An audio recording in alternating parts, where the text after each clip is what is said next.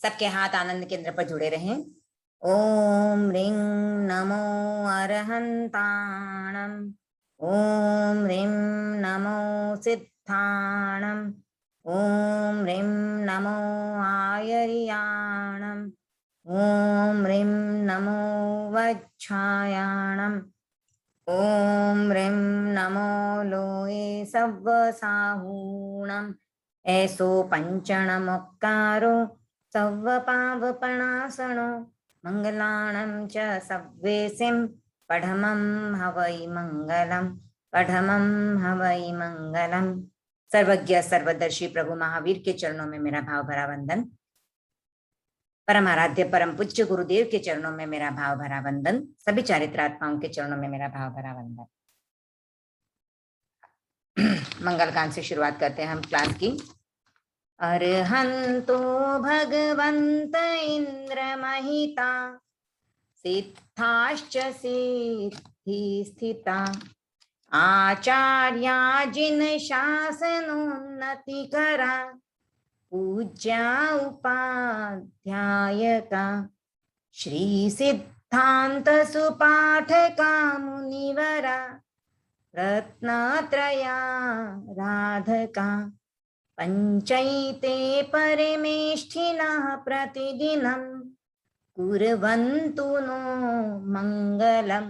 कुर्वन्तु नो मंगलम। हमने लास्ट उपभोग परिभोग परिमाण व्रत तक किया हुआ है। हम आगे अनर्थ दंड विरमत व्रत से शुरू करेंगे।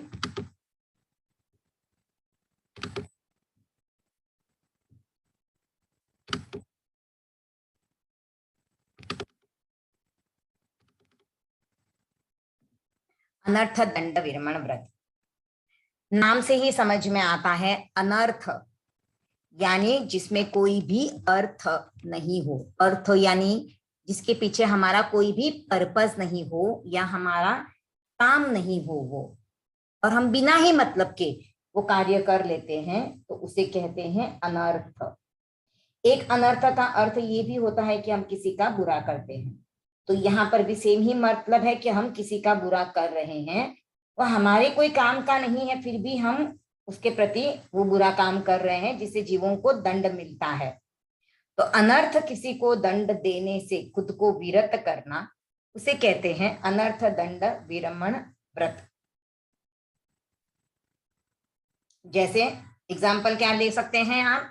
जैसे मैं रास्ते में जा रही हूँ, मुझे कोई भी झाड़ का पत्ता नहीं चाहिए, लेकिन मैंने ऐसे ही झाड़ के पत्ते तोड़ दिए, फूल मैंने तोड़ दिया। रास्ते में कोई कुत्ता बैठा है, वो अपना आराम कर रहा है और मैंने उसको लात मार दी, तो ये हो गया अनर्थ दंड। रास्ते में कोई पत्थर पड़ा है, मैं चल रही हूँ, पत्थर दिखा, मैंने उसको ठोकर लगा दी, तो ये अनर्थ दंड विरमण व्रत हो गया। अगर हम घर से निकल रहे हैं, बिल्ली साइड में बैठी है, हमारे रास्ते में नहीं है, फिर भी हम उसको उठा देते हैं। अगर कोई कबूतर हमारी खिड़की पे आके बैठा है, हम उसको उड़ा दें, तो ये अनर्थ दंड हो गया। हमें इस तरह का कोई भी अनर्थ काम नहीं करना है। दूसरे और एग्जाम्पल ले सकते हो, जैसे आप जिस कमरे में नहीं हो पर लाइट और फैन चालू रख के छोड़ के चले जाते हो। गैस का आपको प्रयोग नहीं है, फिर भी आप गैस चालू रख देते हो। पानी आपको नहीं चाहिए, आपने पानी ऐसे ही खुला छोड़ दिया। जैसे हम कपड़े धोते हैं, बर्तन धोते हैं, तो एक बर्तन धोते हैं, दूसरा बर्तन हम उठाते हैं, रखते, तब तक का पानी चालू रहता है। बेसिन में जब ब्रश करते हो उस समय पे पानी चालू रहता है और आप ब्रश करते रहते हो। जेंट्स लोग शेविंग करते हैं, उस समय पे पानी चालू छोड़ के शेविंग करते हैं, यानी वो क्रीम लगाएंगे, तब तक पानी चालू ही छोड़ देते हैं। तो ये सब अनर्थ दंड की क्रियाएं हैं, हमें इन सबसे बचना है, दूर रहना है। हमें जीवों के प्रति हमारे मन में अनुकंपा करुणा लानी है कि वे भी हमारी तरह जीव हैं। अगर हमें कोई इस तरह से तकलीफ दे तो हमें सहन नहीं होगा, तो हमें भी उनको इस तरह से तकलीफ नहीं देनी चाहिए। इस तरह की सभी क्रियाएं जब तक हमारे लिए आवश्यक नहीं हो तब तक हमें इन क्रियाओं को नहीं करना है। अगर हम करते हैं तो उसको भी हम किस तरह से कम करें कि जिससे कम से कम जीवों की हिंसा हो।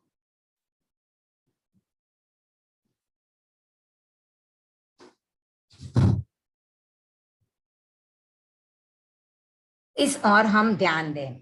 जैसे मैं जिस कमरे में जाऊं वहां का फैन चालू रखूं, बाकी के फैन स्विच ऑफ कर दूं। जहां पे मैं हूं वहां पे लाइट रखूं, जब तक जरूरत नहीं हो तब तक लाइट चालू नहीं करूं। मेरे को जितना चाहिए उतना पानी मैं लेके फिर टैप को बंद कर दूं।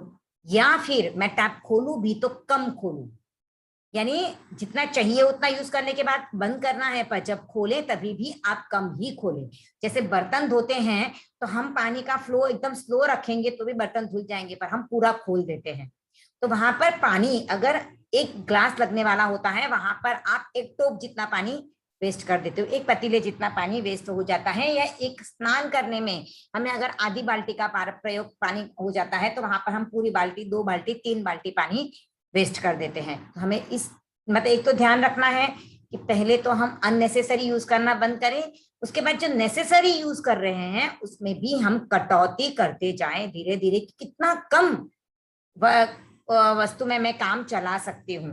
जैसे मेरे 50 साड़ियों में काम चलता है तो मैं 20 साड़ियों पे आ जाऊं। तो ये जो हम काम करना शुरू, क्योंकि आप जब 20 साड़ी लेते हो तो जो एक्स्ट्रा साड़ियां बनी हुई हैं उनका दोष आपको नहीं लगता है। तो आपको लिमिट करनी है कि मैं इतनी ही साड़ियां रखूंगी मेरे लिए, तो फिर संसार में जितनी भी साड़ियां बनती हैं उन सबका दोष आपको 20 तक लगेगा, 20 के ऊपर की साड़ियों का दोष आपको नहीं लगेगा। वैसे ही घर की वस्तुओं का भी है लिमिटेशन आपको करना है, वो उपभोग परिभोग में आया है, पर यहाँ पर आप उनकी सीमा को और संकुचित कर सकते हो कि मैंने वहां पर इतनी वस्तुएं रखी थी उसको और कम कर दिया, कहां पर मेरी वजह से जीवों को अनर्थ दंड मिल रहा है, अनर्थ सजा मिल रही है, तो वो मुझे कम करना है। तो इस व्रत का उच्चारण देखेंगे, अट्ठमम अनट्ठा दंड वेरमण वयम। अट्ठमम अनट्ठा दंड वेरमण वयम। 8वां व्रत है अनर्थक दंड से विरमण सदा। 8वां व्रत है अनर्थक दंड से विरमण सदा। चतुर्विध प्रज्ञप्त उसका हो न आसेवन कदा। चतुर्विध प्रज्ञप्त उसका हो न आसेवन कदा। बंधकारक अशुभ चिंतन अपध्यानाचरित है। बंधकारक अशुभ चिंतन अपध्यानाचरित है। मत होकर क्रिया करना स्वप्रमादाचरित है। मत होकर क्रिया करना स्वप्रमादाचरित है।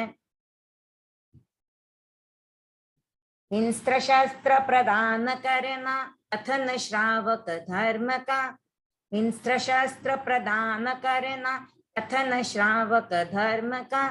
अन्य को उपदेश देना पापकारी कर्म का। अन्य को उपदेश देना पापकारी कर्म का। इस अनर्थक दंड का मैं त्याग आजीवन करूं। इस अनर्थक दंड का मैं त्याग आजीवन करूं। 2 करण त्रय योग से हो सजग आगे पग धरूं। 2 करण त्रय योग से हो सजग आगे पग धरूं। पूरा व्रत एक बार देख लेते हैं। अट्ठमम अनट्ठा दंड वेरमण वयम। 8वां व्रत है अनर्थक दंड से विरमण सदा। चतुर्विध प्रज्ञप्त उसका हो न आसेवन कदा। बंधकारक अशुभ चिंतन अपध्यानाचरित है। मत होकर क्रिया करना स्वप्रमादाचरित है। हिंस्त्र शस्त्र प्रदान करना पथन श्रावक धर्म का। अन्य को उपदेश देना पापकारी कर्म का। इस अनर्थक दंड का मैं त्याग आजीवन करूं। 2 करण त्रय योग से हो सजग आगे पग धरूं। इसका अर्थ जानेंगे। ये 8वां व्रत है। यहां से ये जो 8वां व्रत है ये 3 गुणव्रत का लास्ट व्रत है। 5 अणुव्रत थे, अहिंसा, सत्य, अचौर्य, ब्रह्मचर्य और अपरिग्रह। उसके बाद थे 3 गुणव्रत, तो 6ठा दिग्व्रत, 7वां उपभोग परिभोग परिमाण व्रत और 8वां अनर्थ दंड विरमण व्रत। तो ये 8वां और तीसरा 8वां व्रत कहा जाएगा श्रावक के 12 व्रतों में, और तीसरा गुणव्रत है। तो ये गुणव्रत जो है अनुव्रतों को और पुष्ट बनाने में हेल्प करता है। तो इच्छाओं को हम जितना जितना कंट्रोल करते जाएंगे, तो ये तीनों ही गुणव्रत जो है जो इच्छा परिमाण अंतर्गत के अंतर्गत आते हैं। तो इच्छा परिमाण का अगर हम तंबू समझे तो उसकी ये 3 खूंटियां हैं, जिन इन 3 खूंटियों के ऊपर इच्छा परिमाण व्रत एकदम इजीली स्टेबल रह सकेगा।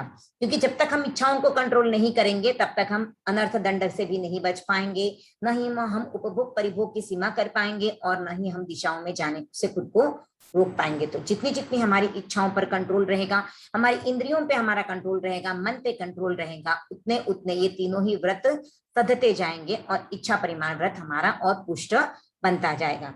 तो ये 8वां व्रत है जो अनर्थक, यानी बिना किसी पर्पस के किसी को भी मैं दंड देती हूँ, उससे मुझे दूर हो जाना है हमेशा हमेशा के लिए। और ये 4 प्रकार से बताया गया है कि मैं किस प्रकार से, 4 प्रकार से जीवों को अनर्थ दंड देता हूं। तो एक तो होता है कि मैं अपध्यान करती हूँ, यानी मैं दूसरों के प्रति बुरा चिंतन करती हूँ। और दूसरा है प्रमाद, स्व प्रमादाचरण, यानी मैं खुद प्रमाद में रहती हूँ, प्रमाद का आचरण करती हूँ। तीसरी तरह से हम जो दंड देते हैं वो हिंस्रकारी शस्त्रों का प्रयोग करके या फिर दूसरों को हम वो शस्त्र प्रदान करते हैं। और चौथा प्रकार है हम किसी को भी पाप कर्म करने का उपदेश देते हैं। तो इन 4 प्रकारों से हम अनर्थ दंड का सेवन करते हैं। तो अब जो अनर्थ दंड तो हमने समझा, पर अर्थ दंड क्या होता है? अर्थ दंड यानी जीवन चलाने के लिए, आजीविका चलाने के लिए हमें जो कार्य करने पड़ते हैं वो अर्थ दंड है। जैसे किसान खेती करता है तो वो धान उगाने के लिए करता है, अगर वो धान नहीं उगाए तो हम खाना कहाँ से खाएंगे। जैसे हम खाना बनाते हैं तो हम खाना बनाते हैं तो हम खाना बनाएंगे तो सब लोग खा पाएंगे, तो वो भी अर्थ दंड है। हस्बैंड्स जो जॉब करते हैं, ऑफिस जाते हैं, बिजनेस करते हैं, तो वो भी अपने परिवार को चलाने के लिए पैसा कमाते हैं, आजीविका चलाते हैं। लेकिन उसमें अगर कोई अनैतिकता करके धन का अर्जन करें, या खाना बनाने में भी हम अगर विवेक नहीं रखे, जीवों की अनर्थ हिंसा कर दें, तो फिर वो अर्थ हिंसा में नहीं आती है, वो अनर्थ हिंसा के अंतर्गत चली जाती है। तो बहुत सूक्ष्म रेखा है, इस ओर आओ तो अनर्थ है, इस ओर चले जाओ तो अनर्थ है। तो हमें उस रेखा को समझना है और कहाँ कहाँ पे हम जीवों की हिंसा से बच सकते हैं, हमारे सांसारिक प्रवृत्तियां करते हुए भी उनसे हमें बचना है। तो 4 प्रकार से हम ये अनर्थ हिंसा का सेवन करते हैं। एक तो अपध्यान से, यानी हम लो लेवल का सोचते हैं, बुरा चिंतन करते हैं किसी के बारे में। प्रमाद से, यानी हम आलस करते हैं, इस वजह से जो हमारे से आचरण होता है। हिंसकारी शस्त्र जो प्रदान करते हैं, जो जिससे हिंसा हो सकती है वैसे शस्त्र, और किसी को पापकारी कर्म का उपदेश देना। तो अब हम समझेंगे कि अपध्यान यानी ये 4 प्रकार से हो गया, तो इससे मैं सेवन नहीं करूंगी। कैसे नहीं करूंगी? तो मैं अपध्यान नहीं करूंगी। ध्यान अच्छा भी होता है और बुरा भी होता है। अगर आप अच्छा ध्यान करते हैं तो शुभ कर्मों का बंद करते हैं, हम कर्मों को काट सकते हैं। और अगर वही हम बुरा ध्यान करते हैं तब हम अशुभ कर्मों का बंद करके पाप कर्मों का बंद करते हैं। ध्यान यानी क्या? एकाग्र होना, किसी एक बिंदु पर खुद को एकाग्र करना, खुद के माइंड को एकाग्र करना, तो उसे कहते हैं ध्यान। तो अगर हम अच्छे काम में एकाग्र करेंगे तो अच्छे कर्म बनेंगे, अगर हम बुरी प्रवृत्तियों में लगेंगे, वहां पे हमारा कंसंट्रेशन होगा, तो हमारे बुरे कर्म बनेंगे। जैसे चोर है, वो भी ध्यान करता है, ध्यान रखता है, ये व्यक्ति किस समय पे घर पे रहता है, किस समय पे नहीं रहता है, किस समय पे अकेला रहता है, और फिर जाके वो चोरी करता है। तो ये एकाग्रता उसकी गलत रास्ते पे जा रही है। तो इस तरह का जो अपध्यान करते हैं वो नहीं करना है। तो वो ध्यान 2 प्रकार के होते हैं, आर्त और रौद्र। आर्त यानी पीड़ा होना, दुख होना। तो ये हमें किस तरह से होता है? कोई हमारी इष्ट वस्तु यानी हमारी प्रिय वस्तु हमसे दूर चली जाए, कोई अप्रिय वस्तु हमारे संयोग में आ जाए, तब हमें दुख होता है।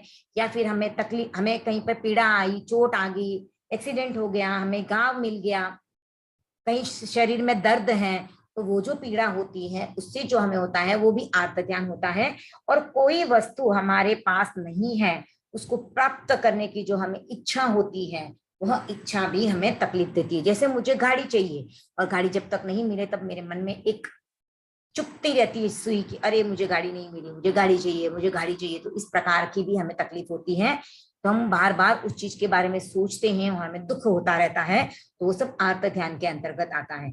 रौद्र ध्यान आर्त ध्यान का ही थोड़ा एडवांस रूप है, पर वहां पे क्रूरता और ज्यादा दिखाई देती है। रुद्र, रुद्र बोलते समय ये ऐसा लगता है कुछ भारी भरकम वर्ड है।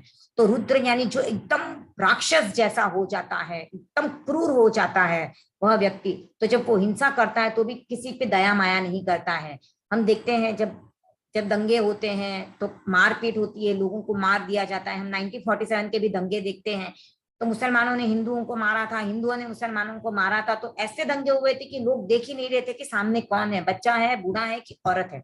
तो इस तरह से जब लोग बिल्कुल भी कठोर हो जाते, क्रूर हो जाते हैं, चोरी करते हैं, झूठ बोलते हैं, और अपने पास जो वस्तु है उसका संरक्षण करने के लिए भी इतनी क्रूरता दिखाते हैं कि वो जो है उससे रौद्र कर्म का रौद्र ध्यान हो जाता है। तो आर्त ध्यान करने वाला तिर्यंच गति में जाता है, रौद्र ध्यान करने वाला नरक गति में जाता है। तो ये दोनों ध्यान इतने बुरे हैं कि इन दोनों से हमें दूर रहना चाहिए। अब हमारी कोई प्रियजन की मृत्यु हो जाती है, तब हम जो रोते हैं वो भी आर्त ध्यान है। वो किस प्रकार का ध्यान, अर्थ ध्यान है, इष्ट का वियोग होने से, यानी मेरी मन पसंद वस्तु जब मुझसे दूर चली जाए, तो व्यक्ति हो या वस्तु हो या पदार्थ हो या खाने की वस्तु हो, तो सभी इष्ट वस्तुएं जब हमसे दूर चली जाती है तो हम रोते हैं। तो वहां पर हम आर्त ध्यान करते हैं और कर्मों का बंध करते हैं। तो हमें उसमें भी जितना हो सके उतना कम करना है।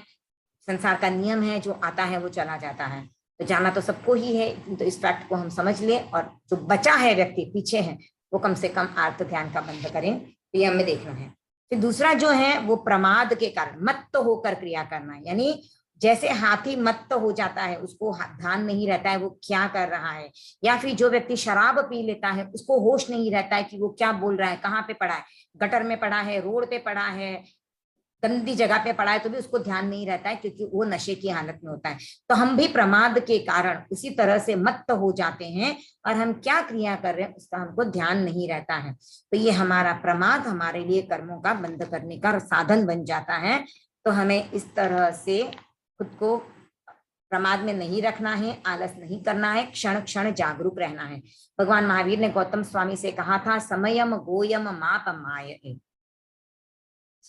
है गौतम, क्षण मात्र भी प्रमाद मत कर, यानी हमेशा जागरूक रहो कि कहाँ पर मेरे कर्मों का बंध लग रहा है, कहाँ पर मैं बच सकती हूँ, कहाँ पर मुझे ये क्रिया नहीं करनी है। तो हमें प्रत्येक क्षण ये ध्यान रखना है। तीसरा है हिंस्र शस्त्र प्रदान करते हैं।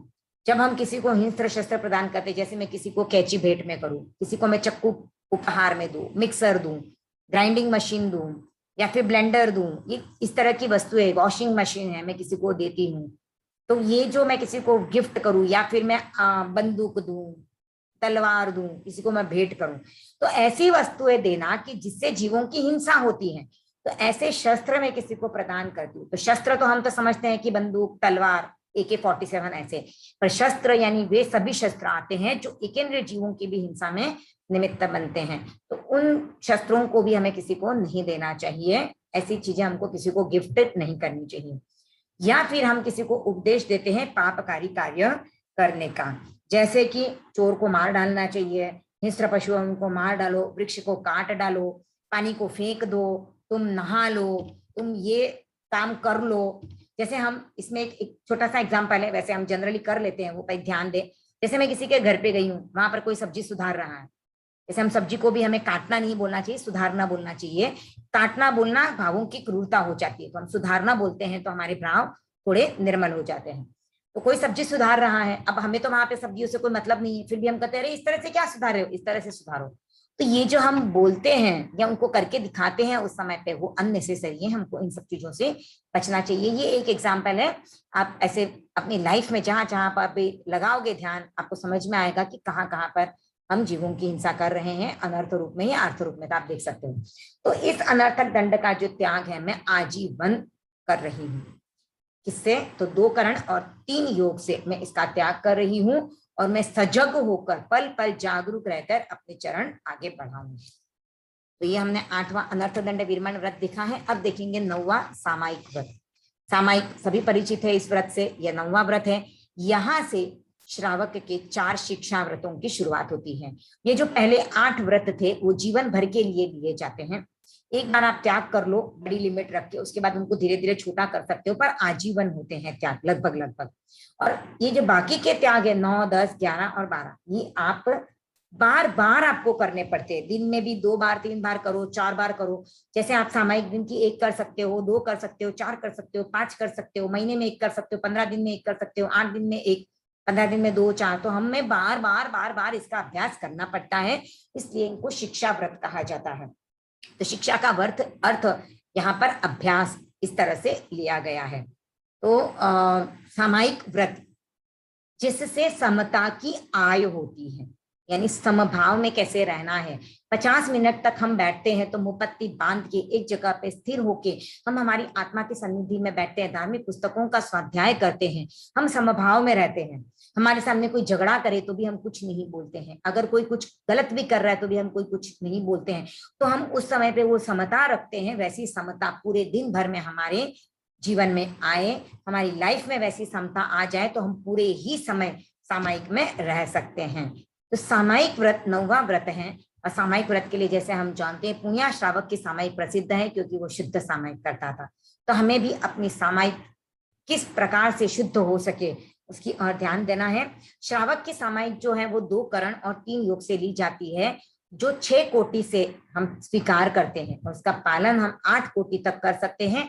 और कोई कोई श्रावक ऐसे होते हैं जो सामायिक का 9 कोटि से भी पालन कर सकते हैं। तो पुण्य श्रावक की सामायिक तो इतिहास में प्रसिद्ध है, पर अभी के युग में भी अजय श्री तुलसी के भाई मोहनलाल जी खटेड़ की सामायिक, वह ऐसी सामायिक थी, वो शुद्ध सामायिक करते थे और उनका सामायिक के प्रति जो आत्मीय भाव देखा जाता था कि वो जब बंगाल से राजस्थान की ओर आते थे तो उनको बीच में 2 दिन लगते थे, तो ट्रेन बदलनी पड़ती थी। तो ट्रेन का जो टाइम होता था उसमें अगर उनको टाइम मिलता तो वो प्लेटफॉर्म पे सामायिक करने के बाद फिर आगे जाते थे, क्योंकि उनके ऐसे नियम थे कि सामायिक किए बगैर वो कुछ भी नहीं खाते पीते थे। तो कभी कभी तो ऐसा होता था कि वो ट्रेन छोड़ते थे, सामायिक करने के बाद दूसरी ट्रेन भी पकड़ते थे। तो इतनी उनकी सामायिक के प्रति निष्ठा थी कि वो सामायिक किए बगैर कोई काम नहीं करते थे। सामायिक करना उनका एक उद्देश्य था। और एक और श्रावक है मिश्रीमल जी, आई थिंक सुराना ही है, मिश्रीमल जी। उनकी भी सामायिक के इसमें नाम आता है, श्रावक संबोध में उनका नाम आया है। एक पद्य है, सामायिक पौषध की गतिविधि कैसी हो, अंतः समता साकार बने वैसी हो, मिश्री मोहन की मूर्ति सामने आए, तो मन आमोद प्रमोद भाव बढ़ जाए। तो मिश्री और मोहन, तो मोहनलाल जी खटेड़ और मिश्रीमल जी आई थिंक सुराना ही है। तो इनकी भी सामायिक का आचार्य श्री तुलसी ने श्रावक संबोध में उल्लेख किया हुआ है। वे एक बार जब लाडनू में सामायिक कर रहे थे सुबह के समय में, तो उन्होंने सामायिक में वो मतलब ध्यान कर लेते थे, 2-2 सामायिक तक वो ध्यान में रहते थे, ध्यान कर लेते थे। तो वो ध्यान में थे, उस समय पे एक कोई जंतु आया, कोटरियां, उस समय पे तो जंगल ही था, अभी भी कोटरियों में ऐसे होता है, तो वैसे ही कोई जानवर उस कोटरी में आ गया था और उनके पैर को लगभग 1 स्क्वायर फीट जितना एरिया, उस 1 वर्ग फुट, सॉरी स्क्वायर फीट नहीं बोल सकते हैं, वर्ग फुट है उसमें, तो स्क्वायर फीट तो बहुत बड़ा हो जाएगा, तो उतना एरिया उसने काट लिया और उनके पैरों में से खून निकल रहा था, पर उन्हें बिल्कुल ध्यान नहीं था क्योंकि वो ध्यान की अवस्था में थे। जब उनका ध्यान समाप्त हुआ तब लोगों ने कहा अरे ये क्या हो गया, तो इतनी उनकी सामायिक में एकाग्रता थी। भगवान महावीर का भी एग्जाम्पल ले सकते हो, उनको ध्यान की अवस्था में जितने भी उपसर्ग दिए गए, उन्होंने उनको उनका बिल्कुल भी ध्यान भी नहीं, उनको भान भी नहीं रहा उन वस्तुओं का, क्योंकि ध्यान में शरीर और मन की चेतना अलग हो जाती, शरीर और आत्मा दोनों ही भिन्न हो जाते हैं। तो शरीर को होने वाली तकलीफ से आत्मा को कोई भी परेशानी नहीं होती है। हमने सुना है गजसुकुमाल की सहनशीलता, गजसुकुमाल के सिर पर भी जब धधकते अंगारे रख दिए गए थे तभी उन्होंने यही भावना भाई थी कि ये शरीर अलग है, मैं अलग हूं, ये वेदना शरीर को हो रही है, मुझे नहीं हो रही है, मैं तो आत्मा हूं, आत्मा तो अविनाशी है, आत्मा को कोई भी चोट नहीं पहुंचा सकता है। और इसी भावना से उन्होंने केवल ज्ञान प्राप्त कर लिया था। तो हम भी उस तरह उस कोटि की सामायिक करने का प्रयास करें। व्रत का उच्चारण देखते हैं, नवमम सामाईय वयम, नवमम सामाईय वयम, नवम व्रत सावध्य योगों से विरति समतामयी, नवम व्रत सावध्य योगों से विरति समतामयी, 2 करण त्रय योग से मैं करूं सामायिक सही, 2 करण त्रय योग से मैं करूं सामायिक सही, नियत कालावधि सुनिश्चित शांत मन से साधना, नियत कालावधि सुनिश्चित शांत मन से साधना, एक लय से एक रस से आत्महित आराधना, एक लय से एक रस से आत्महित आराधना, धर्म है समता विषमता पाप का आधार है, धर्म है समता विषमता पाप का आधार है, जैन शासन के निरूपण का यही बस सार है। जैन शासन के निरूपण का यही बस सार है। त्याग कर सावध्यचर्या सुखद सामायिक करूं। त्याग कर सावध्यचर्या सुखद सामायिक करूं। लीन अपने आप में हो मैं भवोदधि को तरूं। लीन अपने आप में हो मैं भवोदधि को तरूं। नवमं सामाय्य भयम्। नवम व्रत सावध्य योगों से विरति समतामयी। दो करण त्रय योग से मैं करूं सामायिक सही। नियत कालावधि सुनिश्चित शांत मन से साधना। एक लय से एक रस से आत्महित आराधना। जिनको पहले का प्रतिक्रमण याद है उनके लिए यहाँ से गुड न्यूज आनी शुरू हो जाती है। सामयिक व्रत में पहली 4 लाइन अलग है, पीछे की 4 लाइन पहले वाली व्रत की है, तो एज इट इज आपको वो रखनी है, सेम ही है। धर्म है समता विषमता पाप का आधार है। जैन शासन के निरूपण का यही बस सार है। त्याग कर सावध्यचर्या सुखद सामायिक करूं। लीन अपने आप में हूं मैं भवोदधि को तरूं। ये बहुत ही इजी है, इसको ज्यादा समझाने की जरूरत नहीं है। यह 9वां व्रत है, सामायिक व्रत है। इसमें हम सभी सावध्य योगों का त्याग करते हैं और खुद को समता में स्थिर करते हैं। सावध्य योग यानी 18 पाप, 18 पापों से हम खुद को दूर करते हैं। 2 करण और 3 योग से हम सामायिक करते हैं। इसका एक नियत काल है 48 मिनट्स के लिए। हम शांत मन से साधना करते हैं समता की। तो हमारा एक लय और एक रस यानी मेरा शरीर मन और वचन तीनों ही एक रस हो जाते हैं और मैं आत्मा के हित के लिए आराधना करनी शुरू करती हूँ। धर्म में समता है, समता धर्म जो कहा गया है, यानी जैन धर्म का सार है समता। तो धर्म समता में है, विषमता में धर्म नहीं है। विषमता पाप का आधार है। तो जैन शासन ने यही बताया है कि आप समता में जितना जितना रहते हो वो धर्म है और जितना जितना विषमता में रहते हो वो पाप है, वह अधर्म है। तो इसलिए सावध्यचर्या को त्याग कर मैं सुखद सामायिक करूं जो मेरी आत्मा के हित में है और उसमें लीन होकर मैं इस भवोदधि को पार कर जाऊं। 10वां व्रत है देशावकाशिक व्रत।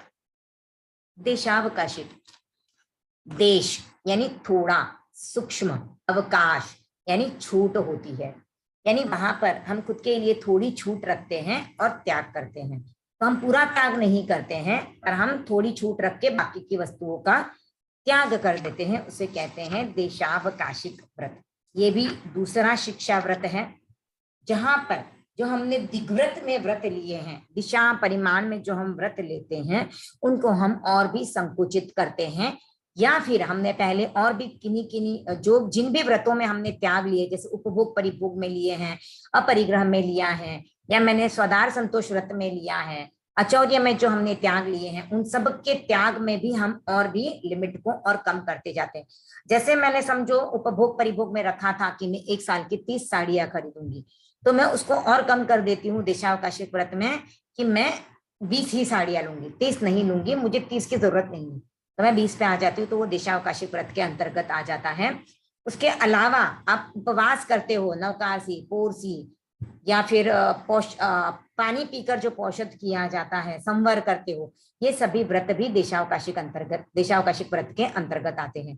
यानी उपवास से लेकर 6 महीने तक की तपस्या जो करते हैं वो देशावकाशिक व्रत के अंतर्गत आ जाती है। तो इस व्रत का उच्चारण देखेंगे। 10मं देशावगासीय वयम। 10मं देशावगासीय वयम। त्याग हिंसा आदि का सामान्य आजीवन किया। त्याग हिंसा आदि का सामान्य आजीवन किया। और यातायात सीमा हेतु दिग्व्रत भी लिया। और यातायात सीमा हेतु दिग्व्रत भी लिया। एक निश्चित समय तक उनको नियंत्रित मैं करूं। एक निश्चित समय तक उनको नियंत्रित मैं करूं। स्वल्पकालिक त्यागमय देशावकाशिक व्रत वरूं। स्वल्पकालिक त्यागमय देशावकाशिक व्रत वरूं। 5 आश्रव द्वार सेवन का अहो निशित्याग है। 5 आश्रव द्वार सेवन का अहो निशित्याग है, 2 करण त्रय योग से जीवन सदा बेदाग है, 2 करण त्रय योग से जीवन सदा बेदाग है, पूर्व स्वीकृत व्रतों में भी जो किया सीमा करण, पूर्व स्वीकृत व्रतों में भी जो किया सीमा करण, ना करूं मन वचन काया से असीमित आचरण, ना करूं मन वचन काया से असीमित आचरण। यहाँ पर भी जो पहली 4 लाइंस हैं वो पहले प्रतिक्रमण वाली ही हैं, तो ये 4 लाइंस भी जिनको पहले वाला प्रतिक्रमण याद है उनके लिए इजी है, उनको याद करने की जरूरत नहीं है। वापस एक बार इस व्रत को देख लेते हैं। 10वां तेसावगासीय भयम, त्याग हिंसा आदि का सामान्य आजीवन किया, और यातायात सीमा हेतु दिग्व्रत भी लिया, एक निश्चित समय तक उनको नियंत्रित मैं करूं, स्वल्पकालिक त्यागमय देशावकाशिक व्रत वरूं, 5 आश्रव द्वार सेवन का अहो निशित्याग है, 2 करण त्रय योग से जीवन सदा में दाग है, पूर्व स्वीकृत व्रतों में भी जो किया सीमा करण, ना करूं मन वचन काया से असीमित आचरण। इसका अर्थ जानेंगे। ये 10वां व्रत है देशावकाशी व्रत। तो इसमें बताया जा रहा है कि मैंने हिंसा का त्याग जो है वो सामान्य रूप से आजीवन के लिए पहले वाले व्रतों में कर लिया। उसके बाद मैंने यातायात यानी मेरे को किस दिशाओं में जाना है, कितना जाना है, उसकी सीमा करने के लिए मैंने दिग्व्रत भी ले लिया, यानी मैंने पांचों ही पहले 7 व्रतों में जो 5 व्रत थे उसमें त्याग किया, फिर मैंने यातायात में जाने के लिए दिग्व्रत के अंतर्गत मैंने दिशाओं में जाने का भी परिमाण कर लिया, उपभोग परिभोग के अंतर्गत भी मैंने त्याग कर लिए, अनर्थ दंड में भी त्याग कर लिए।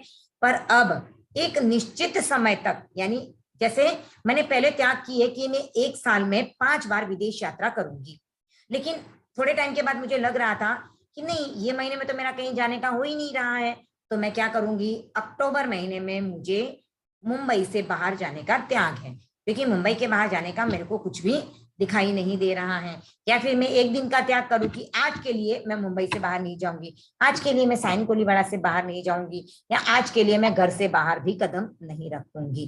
तो ये एक निश्चित समय तक मैं अपने आप को कंट्रोल कर लेती हूँ, मेरे व्रत को मैं और भी संकुचित कर देती हूँ, तो ये देशावकाशी व्रत के अंतर्गत आता है। जो श्रावक के 14 नियम लिए जाते हैं वो 14 नियम देशावकाशी व्रत के अंतर्गत आते हैं, जिसमें एक एक दिन के त्याग लिए जाते हैं। आज मैं इतने जूते रखूंगी, आज मैं इतनी बार खाना खाऊंगी, आज मैं इतने द्रव्य लूंगी, आज मैं इतने सचित्त का सेवन करूंगी, आज इतने किलोमीटर तक जाऊंगी। तो ये सब हम देशावकाशी व्रत के अंतर्गत उनका एक निश्चित समय तक उनको नियंत्रित कर लेते हैं। स्वल्पकालिक त्याग है, एक एक दिन का कर सकते हैं, जैसे हम 1 घंटे के 24 हाथ त्याग करें, 1 घंटे की मौन करें, तो ये सब भी इसी व्रत के अंतर्गत आते हैं। 5 आश्रव से हम 24/7 कर्मों का बंध कर लेते हैं। तो ये 5 आश्रव द्वार से मैं दिन रात तक इस ऐसे आश्रव द्वारों का सेवन करने का त्याग करती हूँ। तो एक दिन के लिए मैं जो त्याग करती हूँ वो 5 आश्रव द्वार के सेवन का करती हूँ, 1 महीने के लिए करूँ या फिर मैं और बड़े त्याग करूँ, तो जिस प्रकार से मैं भी त्याग करती हूँ वो 5 आश्रव द्वार का मैं सेवन करने का त्याग कर लेती हूँ। ये त्याग भी 2 करण और 3 योग से होते हैं। अगर हम ये त्याग कर लेते हैं तो हमारे जीवन में जो कर्मों की आने की वजह से जो मलिनता आती है वो मलिनता दूर हो जाती है और हमारा जीवन जो है साफ स्वच्छ निर्मल बन सकता है। पहले के कोई व्रत स्वीकार किए हुए हैं तो उनकी भी मैं अगर लिमिट्स को और कम कर देती हूँ तो वो भी इस व्रत के अंतर्गत आता है। और मैं त्याग करने के बाद न तो मन से, न वचन से और न काया से ऐसा कोई आचरण करूंगी जो मैंने जो सीमा ली है उस सीमा से बाहर का हो। तो जितनी मैंने सीमा की है उस सीमा के अंतर्गत रह के ही मैं इन व्रतों का पालन करूंगी। तो आज के लिए हम 3 एक और व्रत कर ले क्या?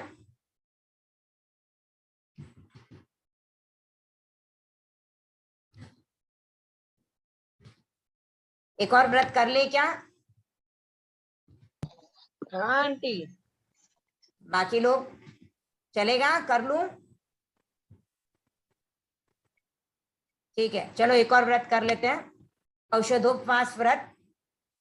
औषध प्लस उपवास के साथ जो व्रत किया जाता है उसे औषधोपवास व्रत कहते हैं, जिसमें सूर्यास्त से लेकर सूर्योदय तक, या सूर्योदय से लेकर सूर्यास्त तक, या सूर्योदय से लेकर नेक्स्ट डे के सूर्योदय तक साधु की तरह जीवन बिताया जाता है, संयमी जीवन जिया जाता है, उसे कहते हैं पौषध। पर ये पौषध व्रत जो है, अगर हम 24 उपवास के साथ करते हैं, जिसमें हम पानी भी नहीं पीते हैं, और फिर हम पौषध व्रत करें, तो वो ये 11वां पौषध व्रत होता है। अगर हम उपवास करें और उसमें हम पानी पी लें, उसके बाद अगर हम साधु की तरह जीवन जीते हैं 4 प्रहर के लिए या 8 प्रहर के लिए, 8 प्रहर में तो पानी नहीं पिया जाता है, पर 4 प्रहर का जो करते हैं वो पानी पीते हैं, तो वो उनका 10वां देशावकाशिक व्रत गिना जाता है, 11वां पौषध व्रत नहीं होता है। तो जिन्होंने भी श्रावक के 12 व्रत लिए हैं और उन्होंने ये पौषध व्रत करने का अगर नियम लिया हुआ है, उनके आवाज नहीं आ रही है। हाँ, आवाज नहीं आ रही है? आ रही है मेरी आवाज या नहीं आ रही है? आ रही है। ओके, आपके यहाँ पे शायद आवाज नहीं आ रही है रेखा जी आपके यहाँ पे शायद नेटवर्क इशू होगा। क्लियरली आ रही है। तो सिर्फ आपको नहीं आ रही है, तो शायद आपके यहाँ पे नेटवर्क इशू होगा। आप चेक कीजिए, जहाँ पे नेटवर्क हो अच्छे से वहां पे चले जाइए। ओके, तो जो 12 व्रती श्रावक होते हैं उनको ये 11वां पौषध व्रत तो पूरा करना ही है। तो उनको 24 उपवास करना है और मिनिमम चतुष्प्रहरी पौषध, जो सूर्यास्त से सूर्योदय तक का हो सकता है, सूर्योदय से सूर्यास्त तक का भी हो सकता है, और जिनकी क्षमता हो वे अष्टप्रहरी पौषध भी कर सकते हैं। पर अब ऐसा होता है कि जब मेरा शरीर साथ देता है तब तो मैं कर लूं 24 उपवास और पौषध भी कर लूं, पर जब शरीर की अवस्था आ जाए या कोई बीमारी की अवस्था हो तब मैं नहीं कर पाती हूँ, तब क्या करूं फिर? तो तब गुरुदेव ने आपको निर्देश दिया है कि आपको अगर ये पौषध व्रत नहीं हो रहा है तो आप 4 बार, साल में 4 बार आपको संवर करना है। रात को 8 बजे से लेकर सूर्योदय तक आपको पौषध की तरह चर्या करनी है। तो ये ऐसी क्रिया आपको साल में 4 बार करनी है, तो फिर आपका 11वां पौषध व्रत कंप्लीट हो जाता है। अगर आप चतुष्प्रहरी पौषध 24 उपवास के साथ नहीं कर पाते हो तो आपको साल में 4 संवर करने हैं, रात को 8 बजे से लेकर सूर्योदय तक। ऐसे 4 पौषध, 4 संवर आप करते हो, पौषध की तरह चर्या करते हो, तो आपका 11वां पौषध व्रत कंप्लीट होता है। और उसमें आप खाते पीते संवर करोगे, आपको उपवास करने की जरूरत नहीं है। जैसे आज मैंने खाना वाना खा लिया और 8 बजे मैंने संवर ले लिया रात को, और सूर्योदय तक मैंने पौषध की तरह चर्या निभाई, तो खाना खा के मैंने वो किया, पर वैसे मेरे को साल में 4 बार करना पड़ेगा। तो ये पौषध व्रत है। इसका उच्चारण हम देख लेते हैं। एगार समम कोस होव वास वयम, एगार समम कोस होव वास वयम, रात दिन उपवास युत पौषध नियम स्वीकार है, रात दिन उपवास युत पौषध नियम स्वीकार है, अशन पानक खाद्य एवं स्वाद्य का परिहार है, अशन पानक खाद्य एवं स्वाद्य का परिहार है, त्याग अब्रह्माचरण उन्मुक्त मणि स्वर्णादिका, त्याग अब्रह्माचरण उन्मुक्त मणि स्वर्णादिका, और माला रंग चंदन लेप आदि उपाधिका, और माला रंग चंदन लेप आदि उपाधिका, शस्त्र मूसल आदि जितने पापकारी कार्य हैं, शस्त्र मूसल आदि जितने पापकारी कार्य हैं, 2 करण अरु योग त्रय से छोड़ने अनिवार्य हैं, 2 करण अरु योग त्रय से छोड़ने अनिवार्य हैं। एक बार पूरा देख लेते हैं। 11 समम उपस होव वासव वयम, रात दिन उपवास युत पौषध नियम स्वीकार है, अशन पानक खाद्य एवं स्वाद्य का परिहार है, त्याग अब्रह्माचरण उन्मुक्त मणि स्वर्णादिका, और माला रंग चंदन लेप आदि उपाधिका, शस्त्र मूसल आदि जितने पापकारी कार्य हैं, 2 करण अरुति योग त्रय से छोड़ने अनिवार्य हैं। इसका अर्थ जानेंगे। यह है 11वां व्रत, पौषध और उपवास के साथ किया जाने वाला औषधोपवास व्रत। इसमें हम अशन, पान, खाद्य और स्वाद्य, ये चारों ही प्रकार के आहारों का त्याग किया जाता है, यानी पानी भी इसमें अलाउड नहीं है। अशन, पान, खाद्य और स्वाद्य, ये 4 प्रकार के आहार हैं। इन चारों ही आहार का त्याग किया जाता है। साथ ही अब्रह्मचर्य का त्याग किया जाता है। मणि, सुवर्ण आदि चीजों का भी इसमें त्याग किया जाता है। साथ ही फूल माला पहनने का, रंग लगाने का, चंदन आदि लेप जो लगाते हैं उनका भी इसमें त्याग किया जाता है।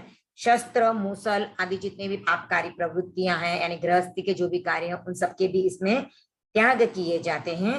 ये त्याग भी 2 करण और 3 योग से किए जाते हैं। तो एक दिन रात के लिए, या फिर एक रात के लिए, या फिर एक दिन, यानी सूर्योदय से लेकर सूर्यास्त तक का भी चतुष्प्रहरी पौषध होता है, तो उसके लिए इस प्रकार के जो त्याग किए जाते हैं वो पौषध व्रत के अंतर्गत आते हैं। यानी इन ऑल हम उस समय के लिए साधु की तरह बन जाते हैं। सभी त्याग होते हैं, न खाना बनाना है, न किसी को खिलाना है, न कोई गृहस्थी का कार्य करना है, बस अपनी आत्मा का कार्य करना है।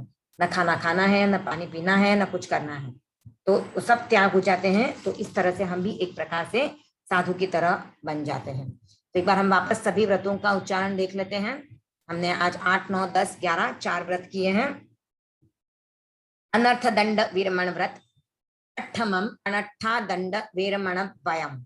8वां व्रत है अनर्थक दंड से विरमण सदा। चतुर्विध प्रज्ञप्त उसका हो न आसेवन कदा। बंधकारक अशुभ चिंतन अपध्यानाचरित है। मत होकर क्रिया करना स्व प्रमादाचरित है।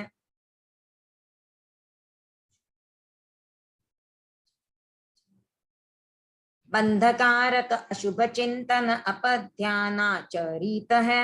मत होकर क्रिया करना स्व प्रमादाचरित है। हिंस्त्र शस्त्र प्रदान करना पथन श्रावक धर्म का। अन्य को उपदेश देना पापकारी कर्म का। इस अनर्थक दंड का मैं त्याग आजीवन करूं। 2 करण त्रय योग से हो सजग आगे पग धरूं। सामायिक व्रत नवमम सामाईय वयम। नवम व्रत सावध्य योगों से विरति समतामयी। 2 करण त्रय योग से मैं करूं सामायिक सही। नियत कालावधि सुनिश्चित शांत मन से साधना। एक लय से एक रस से आत्महित आराधना। धर्म है समता विषमता पाप का आधार है। जैन शासन के निरूपण का यही बस सार है। त्याग कर सावध्यचर्या सुखद सामायिक करूं। लीन अपने आप में हो मैं भगोदधि को तरूं। देशावकाशिक व्रत। 10मं देशावकाशीय वयम। त्याग हिंसा आदि का सामान्य आजीवन किया। और यातायात सीमा हेतु दिग्व्रत भी लिया। एक निश्चित समय तक उनको नियंत्रित मैं करूं। स्वल्पकालिक त्यागमय देशावकाशिक व्रत वरूं। 5 आश्रव द्वार सेवन का अहो निशि त्याग है। 2 करण त्रय योग से जीवन सदा बेदाग है। पूर्व स्वीकृत व्रतों में भी जो किया सीमाकरण। ना करूं मन वचन काया से असीमित आचरण। औषधोपवास व्रत। 11 पोष होववास वयम। रात दिन उपवास युत औषध नियम स्वीकार है। अशन पानक खाद्य एवं स्वाद्य का परिहार है। त्याग अब्रह्माचरण उन्मुक्त मणि स्वर्णादि का। और माला रंग चंदन लेप आदि उपाधि का। शस्त्र मूसल आदि जितने पापकारी कार्य हैं। 2 करण अरु योग त्रय से छोड़ने अनिवार्य हैं। ओमरम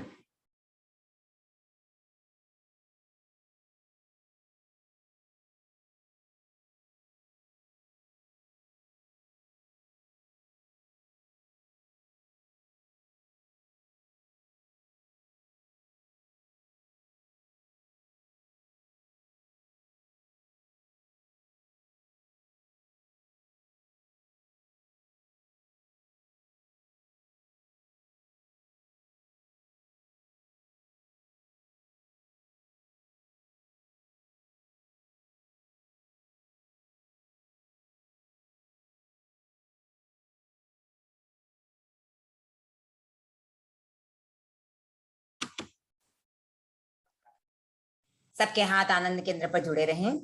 ओम रिंग नमो अरहंताणम, ओम रिं नमो सिद्धाणम, ओम रिं नमो आयर्याणम, ओम रिं नमो वज्छायाणम, ओम रिं नमो लोये सव्वसाहूणम। ऐसो पंचणमोक्कारो सव्वपावपणासनो मंगलाणं च सव्वेसिं पठमं हवै मंगलम, पठमं हवै मंगलम। सर्वज्ञ सर्वदर्शी प्रभु महावीर के चरणों में मेरा भाव भरा वंदन। परम आराध्य परम पूज्य गुरुदेव के चरणों में मेरा भाव भरा वंदन। सभी चारित्रात्माओं के चरणों में मेरा भाव भरा वंदन। मंगलकांड से शुरुआत करते हैं हम क्लास की। अर्हन्तो भगवन्त इंद्रमहिता, सिद्धाश्च सिद्धि स्थिता, आचार्या जिन शासनोन्नतिकरा, पूज्या उपाध्यायका, श्री सिद्धांत सुपाठका मुनिवरा, रत्नत्रया राधका, पंचैते परमेष्ठिनः प्रतिदिनं कुर्वन्तु नो मंगलम, कुर्वन्तु नो मंगलम। हमने लास्ट उपभोग परिभोग परिमाण व्रत तक किया हुआ है। हम आगे अनर्थ दंड विरमण व्रत से शुरू करेंगे।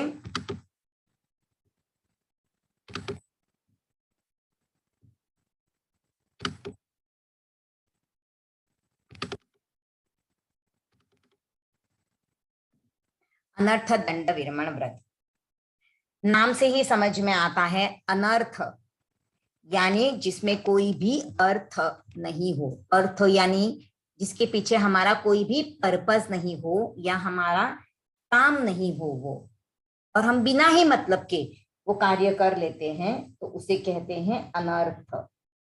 एक अनर्थ का अर्थ ये भी होता है कि हम किसी का बुरा करते हैं। तो यहाँ पर भी सेम ही मतलब है कि हम किसी का बुरा कर रहे हैं, वह हमारे कोई काम का नहीं है, फिर भी हम उसके प्रति वो बुरा काम कर रहे हैं जिससे जीवों को दंड मिलता है। तो अनर्थ किसी को दंड देने से खुद को विरत करना, उसे कहते हैं अनर्थ दंड विरमण व्रत। जैसे एग्जाम्पल क्या ले सकते हैं आप, जैसे मैं रास्ते में जा रही हूँ, मुझे कोई भी झाड़ का पत्ता नहीं चाहिए, लेकिन मैंने ऐसे ही झाड़ के पत्ते तोड़ दिए, फूल मैंने तोड़ दिया। रास्ते में कोई कुत्ता बैठा है, वो अपना आराम कर रहा है और मैंने उसको लात मार दी, तो ये हो गया अनर्थ दंड। रास्ते में कोई पत्थर पड़ा है, मैं चल रही हूँ, पत्थर दिखा, मैंने उसको ठोकर लगा दी, तो ये अनर्थ दंड विरमण व्रत हो गया। अगर हम घर से निकल रहे हैं, बिल्ली साइड में बैठी है, हमारे रास्ते में नहीं है, फिर भी हम उसको उठा देते हैं। अगर कोई कबूतर हमारे खिड़की पे आके बैठा है, हम उसको उड़ा दें, तो ये अनर्थ दंड हो गया। हमें इस तरह का कोई भी अनर्थ काम नहीं करना है। दूसरे और एग्जांपल ले सकते हो, जैसे आप जिस कमरे में नहीं हो पर लाइट और फैन चालू रख के छोड़ के चले जाते हो, गैस का आपको प्रयोग नहीं है फिर भी आप गैस चालू रख देते हो, पानी आपको नहीं चाहिए, आपने पानी ऐसे ही खुला छोड़ दिया। जैसे हम कपड़े धोते हैं, बर्तन धोते हैं, तो एक बर्तन धोते हैं, दूसरा बर्तन हम उठाते हैं, रखते, तब तक का पानी चालू रहता है। बेसिन में जब ब्रश करते हो उस समय पे पानी चालू रहता है और आप ब्रश करते रहते हो। जेंट्स लोग शेविंग करते हैं, उस समय पे पानी चालू छोड़ के शेविंग करते हैं, यानी वो क्रीम लगाएंगे, तब तक पानी चालू ही छोड़ देते हैं। तो ये सब अनर्थ दंड की क्रियाएं हैं, हमें इन सब से बचना है, दूर रहना है। हमें जीवों के प्रति हमारे मन में अनुकंपा करुणा लानी है कि वे भी हमारी तरह जीव हैं। अगर हमें कोई इस तरह से तकलीफ दे तो हमें सहन नहीं होगा, तो हमें भी उनको इस तरह से तकलीफ नहीं देनी चाहिए। इस तरह की सभी क्रियाएं जब तक हमारे लिए आवश्यक नहीं हो तब तक हमें इन क्रियाओं को नहीं करना है। अगर हम करते हैं तो उसको भी हम किस तरह से कम करें कि जिससे कम से कम जीवों की हिंसा हो।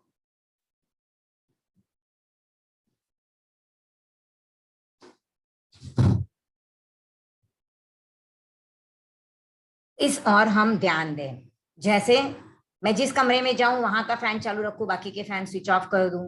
जहां पे मैं हूं वहां पे लाइट रखूं, जब तक जरूरत नहीं हो तब तक लाइट चालू नहीं करूं। मेरे को जितना चाहिए उतना पानी मैं लेके फिर टैप को बंद कर दूं। या फिर मैं टैप खोलूं भी तो कम खोलूं, यानी जितना चाहिए उतना यूज करने के बाद बंद करना है, पर जब खोले तभी भी आप कम ही खोलें। जैसे बर्तन धोते हैं तो हम पानी का फ्लो एकदम स्लो रखेंगे तो भी बर्तन धुल जाएंगे, पर हम पूरा खोल देते हैं।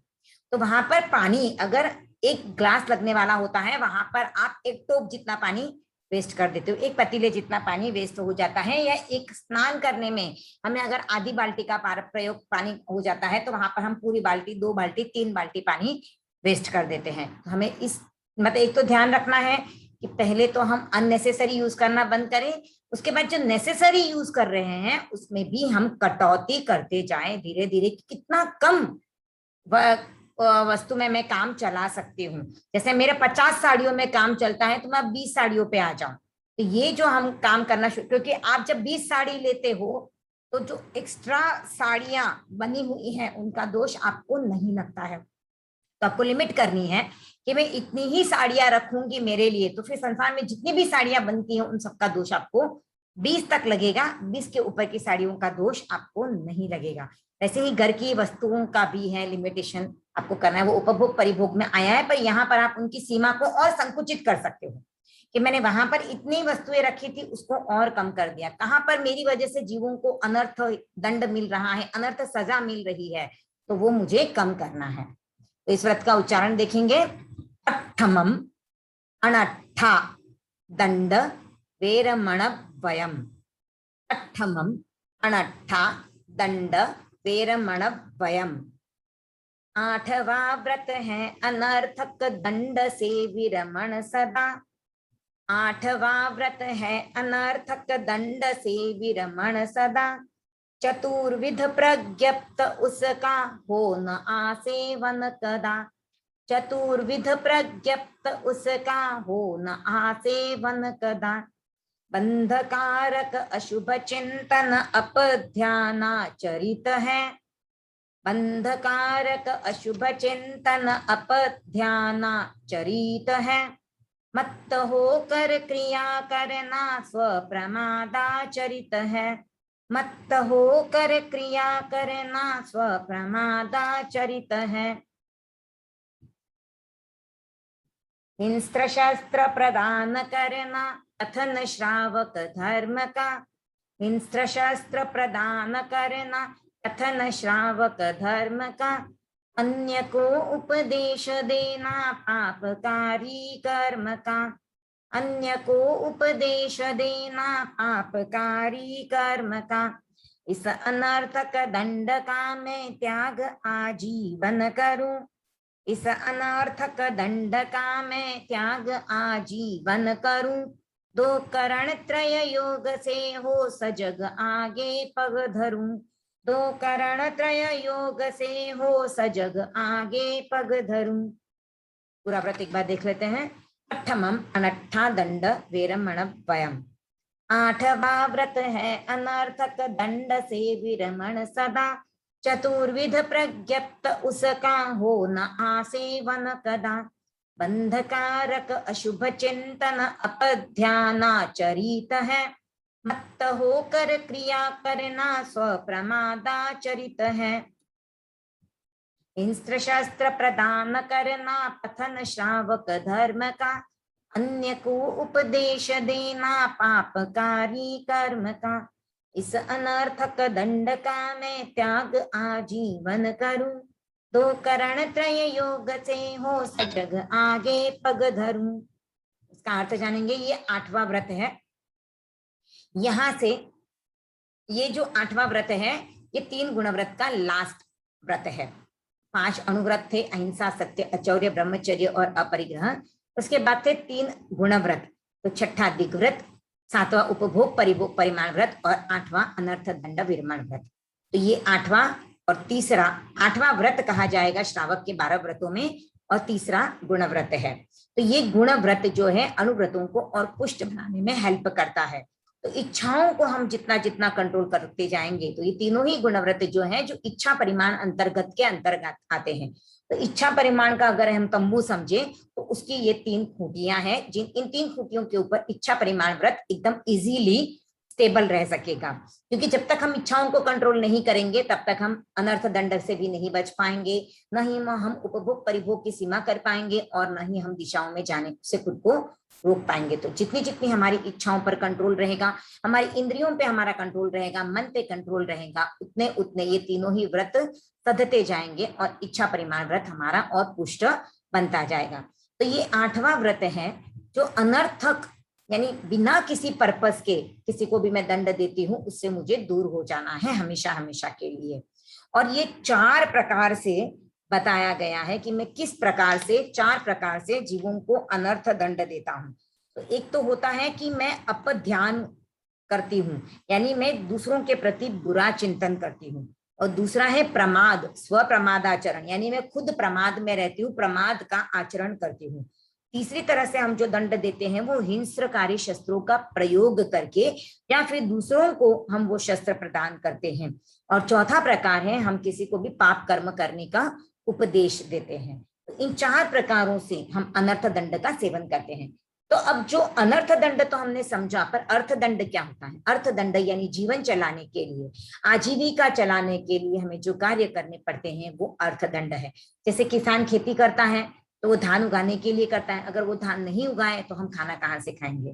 जैसे हम खाना बनाते हैं तो हम खाना बनाते हैं तो हम खाना बनाएंगे तो सब लोग खा पाएंगे, तो वो भी अर्थदंड है। हस्बैंड्स जो जॉब करते हैं, ऑफिस जाते हैं, बिजनेस करते हैं, तो वो भी अपने परिवार को चलाने के लिए पैसा कमाते हैं, आजीविका चलाते हैं। लेकिन उसमें अगर कोई अनैतिकता करके धन का अर्जन करें या खाना बनाने में भी हम अगर विवेक नहीं रखे, जीवों की अनर्थ हिंसा कर दें, तो फिर वो अर्थ हिंसा में नहीं आती है, वो अनर्थ हिंसा के अंतर्गत चली जाती है।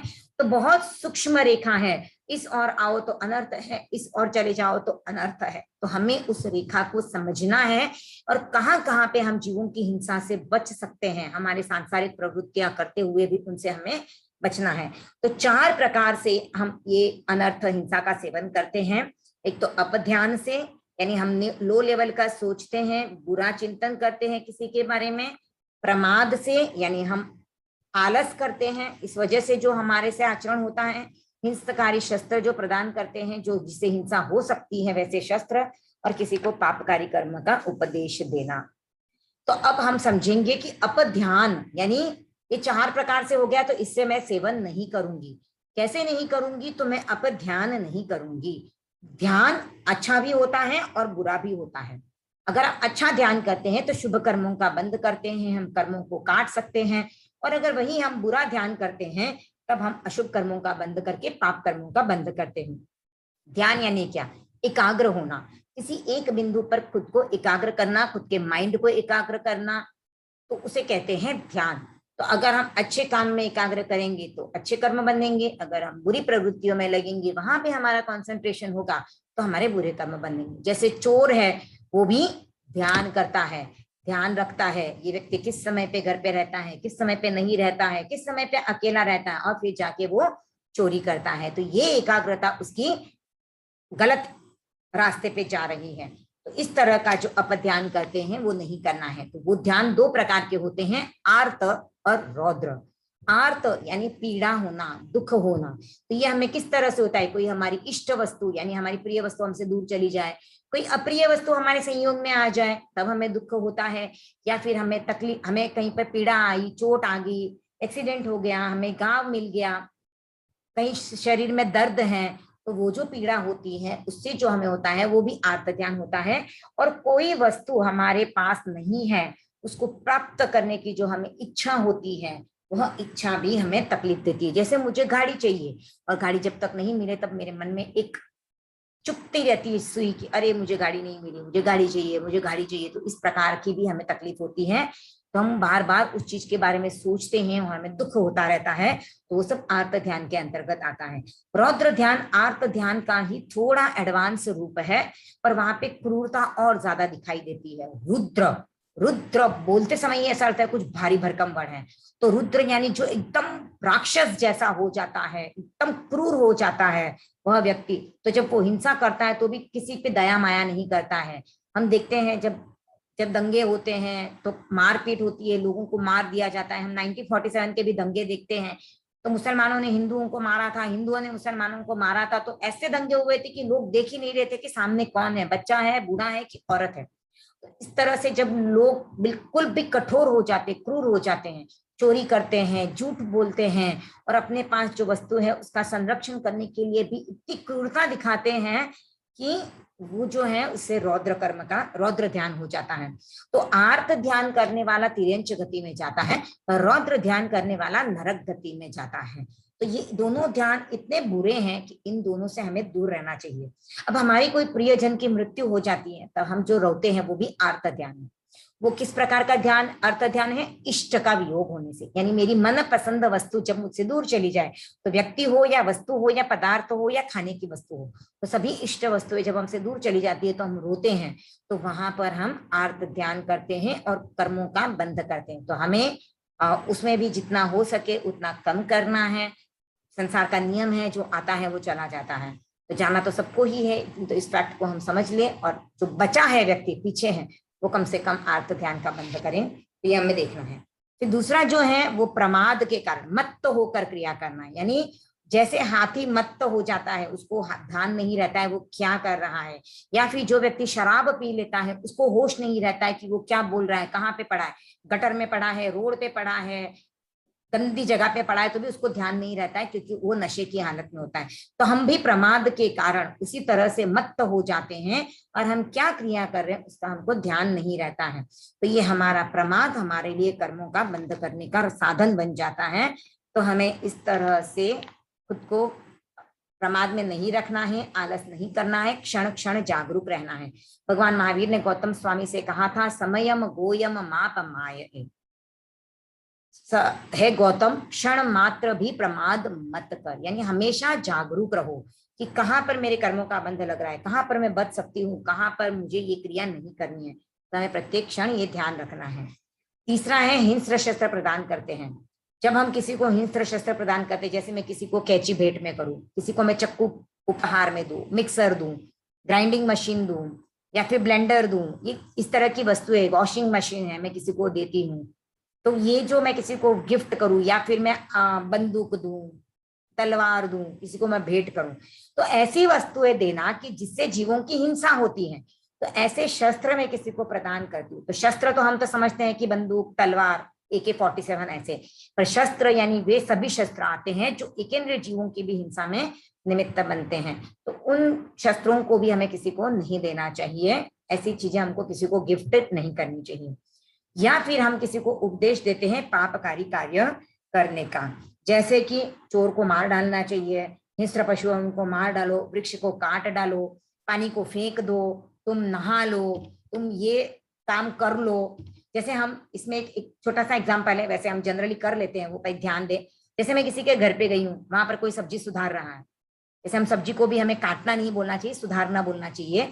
काटना बोलना भावों की क्रूरता हो जाती है, तो हम सुधारना बोलते हैं तो हमारे भाव थोड़े निर्मल हो जाते हैं।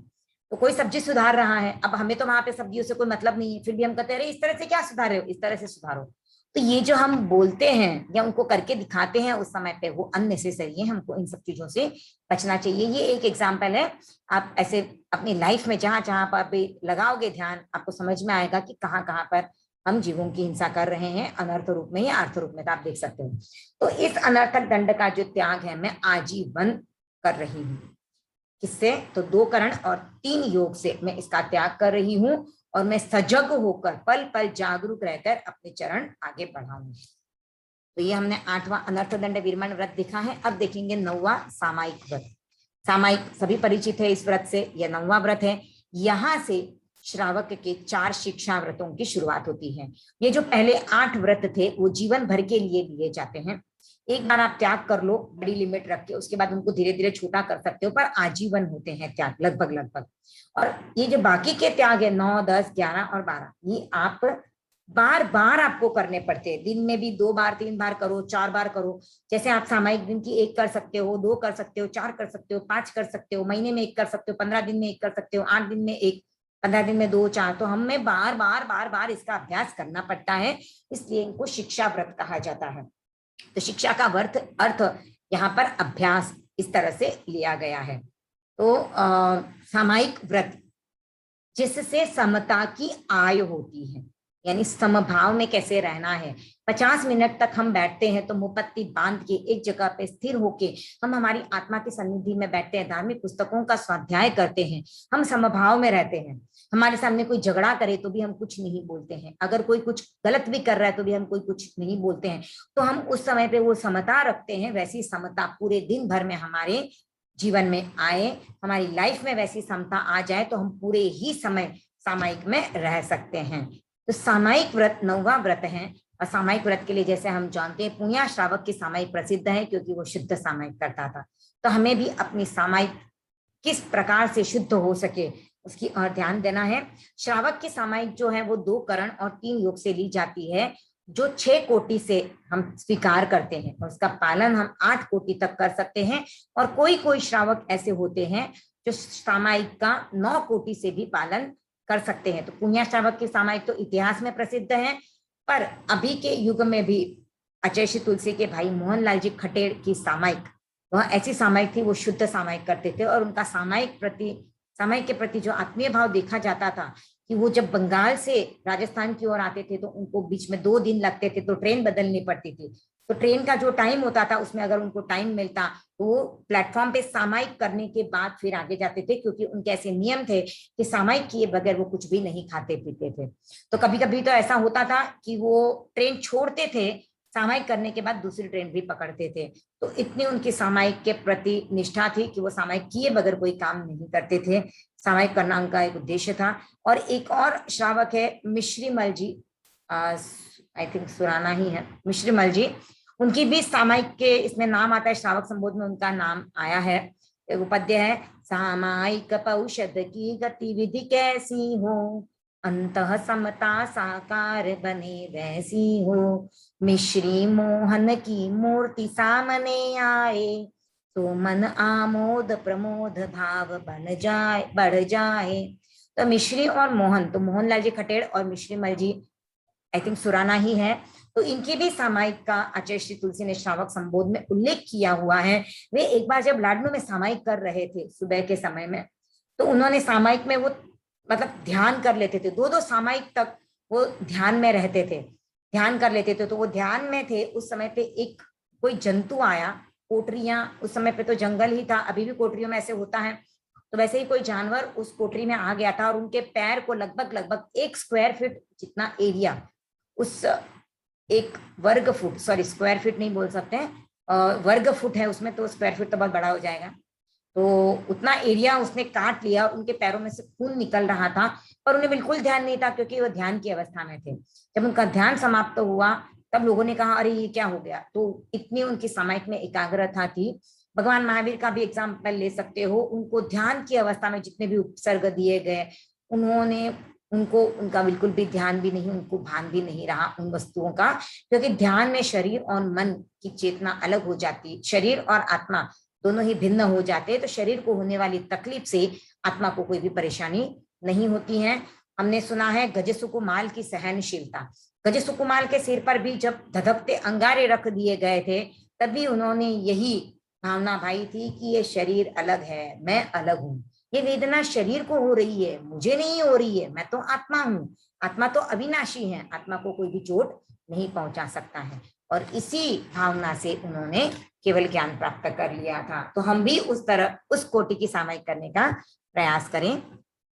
व्रत का उच्चारण देखते हैं, नवमम सामाईय वयम, नवमम सामाईय वयम, नवम व्रत सावध्य योगों से विरति समतामयी, नवम व्रत सावध्य योगों से विरति समतामयी, 2 करण त्रय योग से मैं करूं सामायिक सही, 2 करण त्रय योग से मैं करूं सामायिक सही, नियत कालावधि सुनिश्चित शांत मन से साधना, नियत कालावधि सुनिश्चित शांत मन से साधना, एक लय से एक रस से आत्महित आराधना, एक लय से एक रस से आत्महित आराधना, धर्म है समता विषमता पाप का आधार है, धर्म है समता विषमता पाप का आधार है,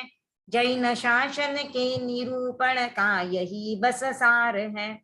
जैन शासन के निरूपण का यही बस सार है। त्याग कर सावध्यचर्या सुखद सामायिक करूं। त्याग कर सावध्यचर्या सुखद सामायिक करूं। लीन अपने आप में हो मैं भवोदधि को तरूं। लीन अपने आप में हो मैं भवोदधि को तरूं। नवमं सामाय्य भयम्। नवम व्रत सावध्य योगों से विरति समतामयी। दो करण त्रय योग से मैं करूं सामायिक सही। नियत कालावधि सुनिश्चित शांत मन से साधना। एक लय से एक रस से आत्महित आराधना। जिनको पहले का प्रतिक्रमण याद है उनके लिए यहाँ से गुड न्यूज आनी शुरू हो जाती है। सामायिक व्रत में पहली 4 लाइन अलग है और पीछे की 4 लाइन पहले वाली व्रत की है, तो एज इट इज आपको वो रखनी है, सेम ही है। धर्म है समता विषमता पाप का आधार है। जैन शासन के निरूपण का यही बस सार है। त्याग कर सावध्यचर्या सुखद सामायिक करूं। लीन अपने आप में हूं मैं भवोदधि को तरूं। ये बहुत ही इजी है, इसको ज्यादा समझाने की जरूरत नहीं है। यह 9वां व्रत है, सामायिक व्रत है। इसमें हम सभी सावध्य योगों का त्याग करते हैं और खुद को समता में स्थिर करते हैं। सावध्य योग यानी 18 पाप, 18 पापों से हम खुद को दूर करते हैं। 2 करण और 3 योग से हम सामायिक करते हैं। इसका एक नियत काल है 48 मिनट्स के लिए।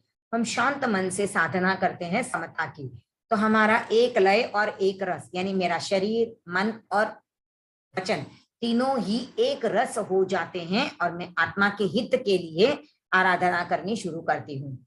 धर्म में समता है, समता धर्म जो कहा गया है, यानी जैन धर्म का सार है समता। तो धर्म समता में है, विषमता में धर्म नहीं है। विषमता पाप का आधार है। तो जैन शासन ने यही बताया है कि आप समता में जितना जितना रहते हो वो धर्म है और जितना जितना विषमता में रहते हो वो पाप है, वह अधर्म है। तो इसलिए सावध्यचर्या को त्याग कर मैं सुखद सामायिक करूं जो मेरी आत्मा के हित में है और उसमें लीन होकर मैं इस भवोदधि को पार कर जाऊं। 10वां व्रत है देशावकाशिक व्रत। देशावकाशिक, देश यानी थोड़ा, सूक्ष्म, अवकाश यानी छूट होती है, यानी वहां पर हम खुद के लिए थोड़ी छूट रखते हैं और त्याग करते हैं। तो हम पूरा त्याग नहीं करते हैं पर हम थोड़ी छूट रख के बाकी की वस्तुओं का त्याग कर देते हैं, उसे कहते हैं देशावकाशिक व्रत। ये भी दूसरा शिक्षा व्रत है, जहां पर जो हमने दिग्व्रत में व्रत लिए हैं, दिशा परिमाण में जो हम व्रत लेते हैं उनको हम और भी संकुचित करते हैं, या फिर हमने पहले और भी किन्हीं जो जिन भी व्रतों में हमने त्याग लिए, जैसे उपभोग परिभोग में लिए हैं, अपरिग्रह में लिया है, या मैंने स्वदार संतोष व्रत में लिया है, अचौर्य में जो हमने त्याग लिए हैं, उन सब के त्याग में भी हम और भी लिमिट को और कम करते जाते हैं। जैसे मैंने समझो उपभोग परिभोग में रखा था कि मैं 1 साल की 30 साड़ियां खरीदूंगी, तो मैं उसको और कम कर देती हूँ देशावकाशिक व्रत में कि मैं 20 ही साड़ियां लूंगी, 30 नहीं लूंगी, मुझे 30 की जरूरत नहीं है, तो मैं 20 पे आ जाती हूँ। तो वो देशावकाशिक व्रत के अंतर्गत आ जाता है। उसके अलावा आप उपवास करते हो, नवकारसी, पोरसी, या फिर पानी पीकर जो पौषध किया जाता है, संवर करते हो, ये सभी व्रत भी देशावकाशिक व्रत के अंतर्गत आते हैं। यानी उपवास से लेकर 6 महीने तक की तपस्या जो करते हैं वो देशावकाशिक व्रत के अंतर्गत आ जाती है। तो इस व्रत का उच्चारण देखेंगे। 10मं देशावगासीयवयम्। 10मं देशावगासीयवयम्। त्याग हिंसा आदि का सामान्य आजीवन किया। त्याग हिंसा आदि का सामान्य आजीवन किया। और यातायात सीमा हेतु दिग्व्रत भी लिया। और यातायात सीमा हेतु दिग्व्रत भी लिया। एक निश्चित समय तक उनको नियंत्रित मैं करूं। एक निश्चित समय तक उनको नियंत्रित मैं करूं। स्वल्पकालिक त्यागमय देशावकाशिक व्रत वरूं। स्वल्पकालिक त्यागमय देशावकाशिक व्रत वरूं। 5 आश्रव द्वार सेवन का अहो निशित्याग है। 5 आश्रव द्वार सेवन का अहो निशित्याग है। 2 करण त्रय योग से जीवन सदा बेदाग है। 2 करण त्रय योग से जीवन सदा बेदाग है। पूर्व स्वीकृत व्रतों में भी जो किया सीमा करण। पूर्व स्वीकृत व्रतों में भी जो किया सीमा करण। ना करूं मन वचन काया से असीमित आचरण। ना करूं मन वचन काया से असीमित आचरण।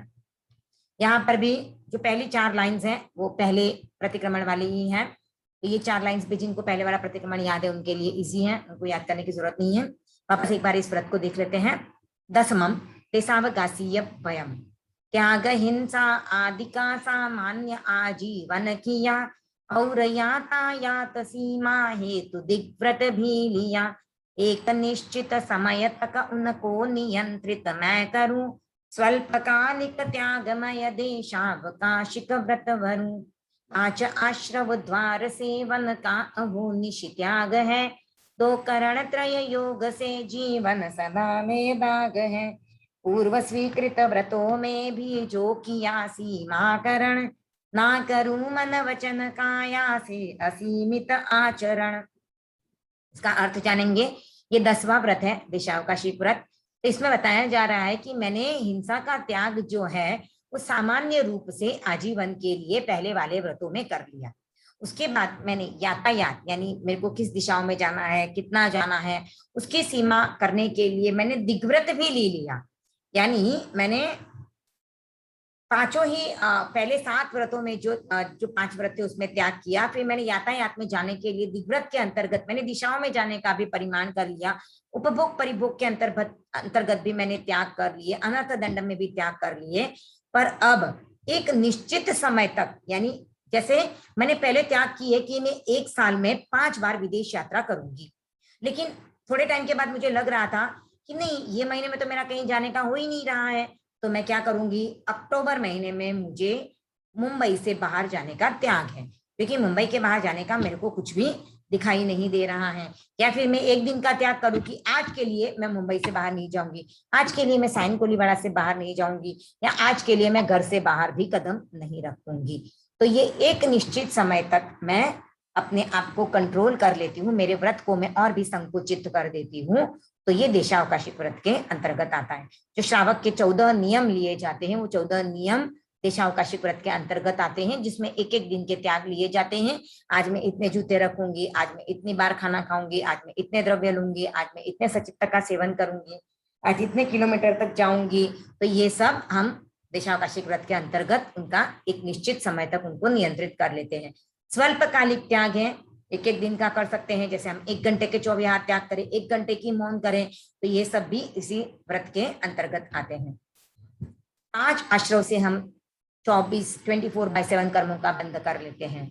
तो ये 5 आश्रव द्वार से मैं दिन रात तक इस ऐसे आश्रव द्वारों का सेवन करने का त्याग करती हूँ। तो 1 दिन के लिए मैं जो त्याग करती हूँ वो 5 आश्रव द्वार के सेवन का करती हूँ। 1 महीने के लिए करूँ या फिर मैं और बड़े त्याग करूँ, तो जिस प्रकार से मैं भी त्याग करती हूँ वो 5 आश्रव द्वार का मैं सेवन करने का त्याग कर लेती हूँ।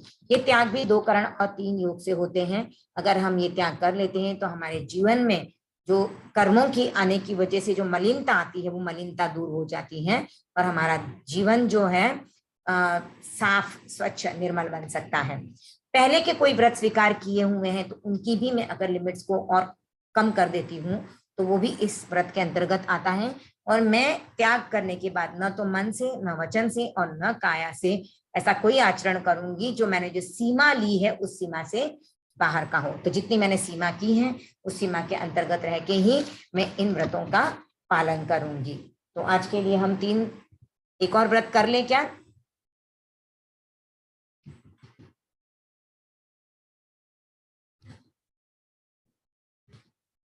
एक और व्रत कर ले क्या? हाँ आंटी। बाकी लोग चलेगा, कर लूं? ठीक है, चलो एक और व्रत कर लेते हैं। औषधोपवास व्रत। औषध प्लस उपवास के साथ जो व्रत किया जाता है उसे औषधोपवास व्रत कहते हैं, जिसमें सूर्यास्त से लेकर सूर्योदय तक, या सूर्योदय से लेकर सूर्यास्त तक, या सूर्योदय से लेकर नेक्स्ट डे के सूर्योदय तक साधु की तरह जीवन बिताया जाता है, संयमी जीवन जिया जाता है, उसे कहते हैं पौषध। पर ये पौषध व्रत जो है, अगर हम 24 उपवास के साथ करते हैं, जिसमें हम पानी भी नहीं पीते हैं, और फिर हम पौषध व्रत करें, तो वो ये 11वां पौषध व्रत होता है। अगर हम उपवास करें और उसमें हम पानी पी लें, उसके बाद अगर हम साधु की तरह जीवन जीते हैं 4 प्रहर के लिए या 8 प्रहर के लिए, 8 प्रहर में तो पानी नहीं पिया जाता है, पर 4 प्रहर का जो करते हैं वो पानी पीते हैं, तो वो उनका 10वां देशावकाशिक व्रत गिना जाता है, 11वां पौषध व्रत नहीं होता है। तो जिन्होंने भी श्रावक के 12 व्रत लिए हैं और उन्होंने ये पौषध व्रत करने का अगर नियम लिया हुआ है, उनके आवाज नहीं आ रही है। हाँ, आवाज नहीं आ रही है? आ रही है मेरी आवाज या नहीं आ रही है? आ रही है। ओके, आपके यहाँ पे शायद आवाज नहीं आ रही है रेखा जी आपकी। आपके यहाँ पे शायद नेटवर्क इशू होगा। क्लियरली आ रही है। तो सिर्फ आपको नहीं आ रही है, तो शायद आपके यहाँ पे नेटवर्क इशू होगा। आप चेक कीजिए, जहाँ पे नेटवर्क हो अच्छे से वहां पे चले जाइए। ओके, तो जो 12 व्रती श्रावक होते हैं उनको ये 11वां पौषध व्रत तो पूरा करना ही है। तो उनको 24 उपवास करना है और मिनिमम चतुष्प्रहरी पौषध, जो सूर्यास्त से सूर्योदय तक का हो सकता है, सूर्योदय से सूर्यास्त तक का भी हो सकता है, और जिनकी क्षमता हो वे अष्टप्रहरी पौषध भी कर सकते हैं। पर अब ऐसा होता है कि जब मेरा शरीर साथ देता है तब तो मैं कर लूं 24 उपवास और पौषध भी कर लूं, पर जब शरीर की अवस्था आ जाए या कोई बीमारी की अवस्था हो तब मैं नहीं कर पाती हूँ, तब क्या करूं फिर? तो तब गुरुदेव ने आपको निर्देश दिया है कि आपको अगर ये पौषध व्रत नहीं हो रहा है तो आप 4 बार, साल में 4 बार आपको संवर करना है। रात को 8 बजे से लेकर सूर्योदय तक आपको पौषध की तरह चर्या करनी है। तो ये ऐसी क्रिया आपको साल में 4 बार करनी है, तो फिर आपका 11वां पौषध व्रत कंप्लीट हो जाता है। अगर आप चतुष्प्रहरी पौषध 24 उपवास के साथ नहीं कर पाते हो तो आपको साल में 4 संवर करने हैं, रात को 8 बजे से लेकर सूर्योदय तक। ऐसे 4 पौषध, 4 संवर आप करते हो, पौषध की तरह चर्या करते हो, तो आपका 11वां पौषध व्रत कंप्लीट होता है। और उसमें आप खाते पीते संवर करोगे, आपको उपवास करने की जरूरत नहीं है। जैसे आज मैंने खाना वाना खा लिया और 8 बजे मैंने संवर ले लिया रात को, और सूर्योदय तक मैंने पौषध की तरह चर्या निभाई, तो खाना खा के मैंने वो किया, पर वैसे मेरे को साल में 4 बार करना पड़ेगा। तो ये पौषध व्रत है। इसका उच्चारण हम देख लेते हैं। 11 समम ओस होव वासव वयम, 11 समम ओस होव वासव वयम, रात दिन उपवास युत पौषध नियम स्वीकार है, रात दिन उपवास युत पौषध नियम स्वीकार है, अशन पानक खाद्य एवं स्वाद्य का परिहार है, अशन पानक खाद्य एवं स्वाद्य का परिहार है, त्याग अब्रह्माचरण उन्मुक्त मणि स्वर्णादिका, त्याग अब्रह्माचरण उन्मुक्त मणि स्वर्णादिका, और माला रंग चंदन लेप आदि उपाधिका, और माला रंग चंदन लेप आदि उपाधिका, शस्त्र मूसल आदि जितने पापकारी कार्य हैं, शस्त्र मूसल आदि जितने पापकारी कार्य हैं, 2 करण अरु योग त्रय से छोड़ने अनिवार्य हैं, 2 करण अरु योग त्रय से छोड़ने अनिवार्य हैं। एक बार पूरा देख लेते हैं। 11 समम उपस होव वासव वयम, रात दिन उपवास युत पौषध नियम स्वीकार है, अशन पानक खाद्य एवं स्वाद्य का परिहार है, त्याग अब्रह्माचरण उन्मुक्त मणि स्वर्णादिका, और माला रंग चंदन लेप आदि उपाधिका, शस्त्र मूसल आदि जितने पापकारी कार्य हैं, 2 करण अरुति योग त्रय से छोड़ने अनिवार्य हैं। इसका अर्थ जानेंगे। यह है 11वां व्रत, पौषध और उपवास के साथ किया जाने वाला औषधोपवास व्रत।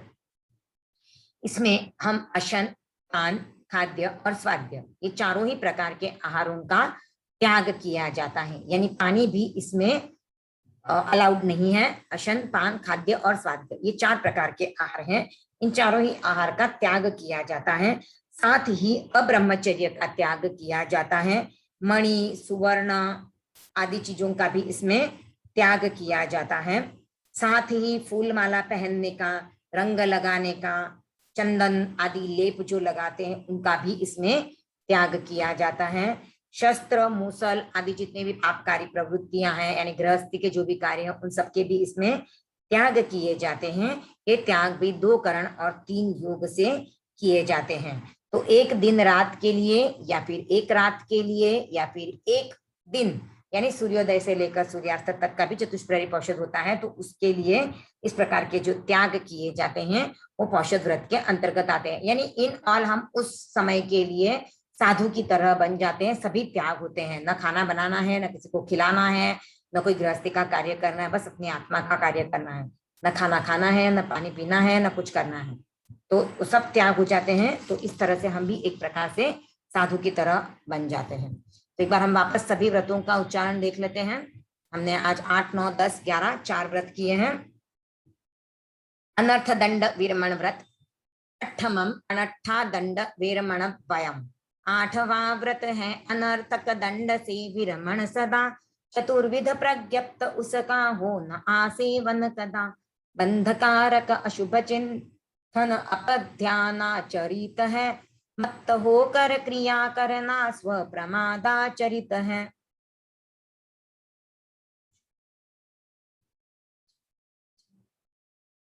बंधकारक अशुभ चिंतन अपध्यानाचरित है।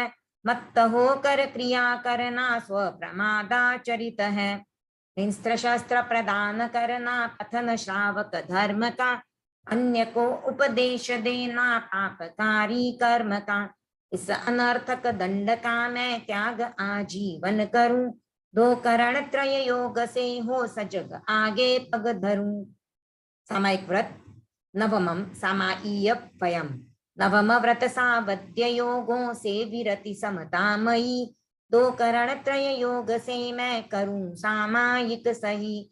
नियत कालावधि सुनिश्चित शांत मन से साधना। एक लय से एक रस से आत्महित आराधना। धर्म है समता विषमता पाप का आधार है। जैन शासन के निरूपण का यही बस सार है। त्याग कर सावध्यचर्या सुखद सामायिक करूं। लीन अपने आप में हो मैं भगोदधि को तरूं। देशावकाशिक व्रत। 10मम देशावकाशीय वयम। त्याग हिंसा आदि का सामान्य आजीवन किया। और यातायात सीमा हेतु दिग्व्रत भी लिया।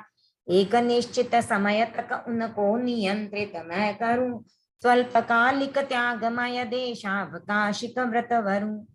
5 आश्रव द्वार सेवन का अहो निशि त्याग है। 2 करण त्रय योग से जीवन सदा बेदाग है। पूर्व स्वीकृत व्रतों में भी जो किया सीमा करण। ना करूं मन वचन काया से असीमित आचरण। औषधोपवास व्रत। 11 पोष होववास वयम। रात दिन उपवास युत औषध नियम स्वीकार है। अशन पानक खाद्य एवं स्वाद्य का परिहार है। त्याग ब्रह्माचरण उन्मुक्त मणि स्वर्णादि का। और माला रंग चंदन लेप आदि उपाधि का। शस्त्र मूसल आदि जितने पापकारी कार्य हैं। 2 करण अरु योग त्रय से छोड़ने अनिवार्य हैं। ओम आराम। किसी को कोई डाउट हो तो पूछ सकते हो, नहीं तो हम क्लास एंड करते हैं यहीं पर। सभी के लिए ओम आराम। जय जिनेन्द्र। सबको याद है? ओरल पूछूं? रेडी हो? 8 जन है। रिवीजन किया है प्रतिक्रमण का? नहीं किया है। ठीक है, चलिए ओके। तो मैं यहीं पे आज की क्लास संपन्न करती हूँ। सभी के लिए ओम आराम। सभी को दिवाली की सफाई की शुभकामनाएं। अपने शरीर का स्वास्थ्य का ध्यान रखते हुए सफाई कीजिएगा। ओम आराम। कृतिज्ञोष्मी आंटी।